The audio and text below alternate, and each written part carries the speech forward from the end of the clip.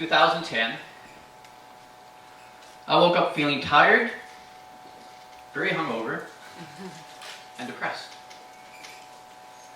You see, I played a show the night before, but more and more pieces of my nights were starting to go missing when I drank. I couldn't remember how I got home, which was quite common, not uncommon. But it was my first time I couldn't even remember the third set.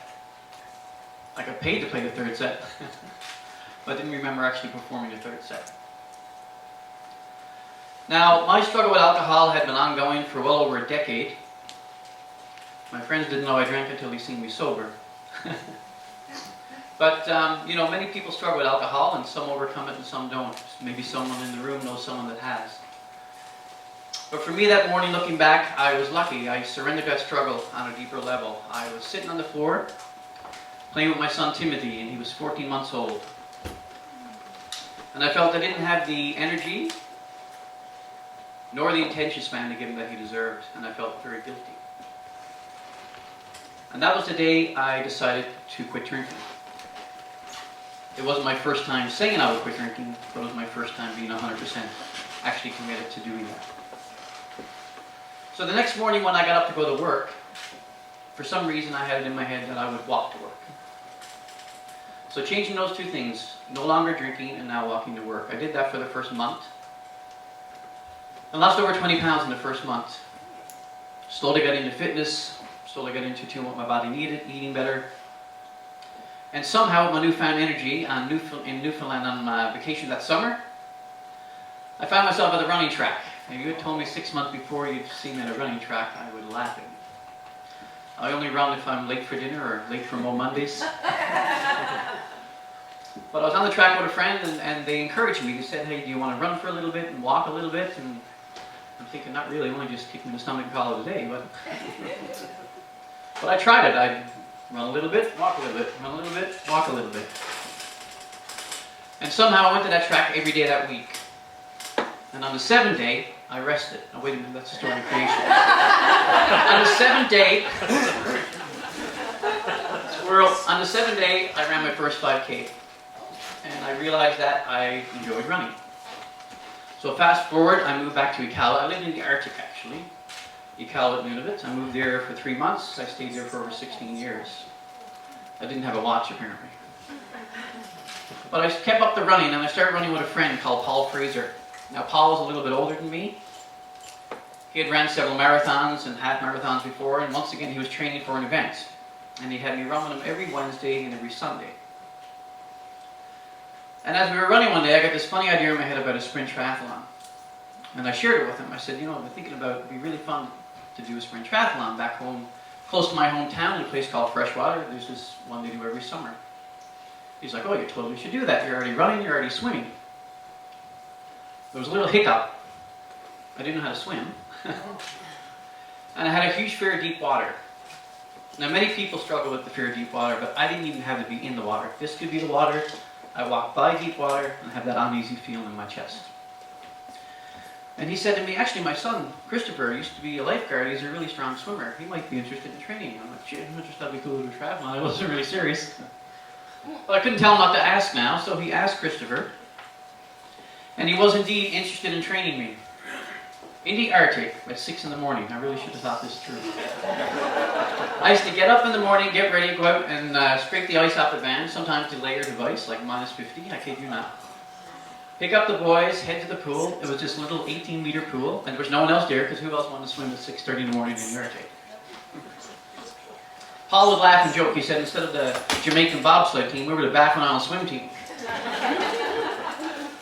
But just to keep myself accountable, in my first week of learning to swim, I signed up for my first sprint triathlon in 9 months' time. It was a lofty goal. For 9 months I trained. But because I felt accountable, I had support, I had people in my corner, I stayed consistent, and I found myself in front of this really big open body of water, which was a lot bigger than the pool I trained in. Fear jumps in, of course. At this point, everyone is either in the water or they're getting in the water. The event's about to start, and I'm just moving further. Going, "Oh, wow, there's a lot of water out there." But I had trained for too long, and I didn't want to let myself down or the people who supported me down. So into the water I went. By the way, it was really cold. I'll never forget when I hit my face. Apparently 1 degree colder, and he would have canceled the swim portion. But no, it was perfect. Like that 1 degree was lucky for me. So I may have gone into the water extremely scared and now very cold. But I came out feeling more alive than I had in a long while. As you got out of the water, there was this incline getting to the bikes for the bike portion of the triathlon. And I have a picture of me going up over that hill, and I think I could have moved a bulldozer that day. I was so full of energy. We all have the power to make small changes over time to make a big impact. Many here tonight have done that. But when I think about fear, fear fascinates me, but I no longer let fear stop me. Fear of public speaking. Although I'm on stage speaking, that's what I do now. One of the main things I do. But it's about making a commitment to move beyond it. Letting fear stop you is really a choice. It's a paradigm, it's a belief, it's a habit. Successful people don't remove fear. You actually learn to manage fear and harness its power. Not only manage it, but use it to fuel you. If you'll entertain me and engage in my shenanigans, I'm going to get a little bit of music to play here, and I'm going to get everyone to stand up for a moment, because you're all comfortable. So and so we crank on some music. We're going to clap our hands.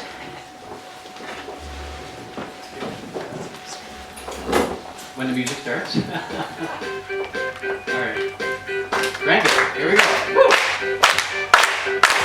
Okay, I'm going to need you to say a few things. I'm going to count to 3. When I count to 3, first we're going to say, I am powerful. That's the first thing we're going to say, alright? Here we go. 1, 2, 3. I am powerful. That was good. Let's try it one more time. 1, 2, 3. I am powerful. Alright, we got one more sentence. It's going to be, fear will not stop me. 1, 2, 3. Fear will not stop me.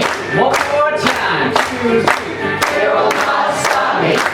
I say let fear become a motivational jet fuel that propels you at lightning speed towards your goal. Thank you.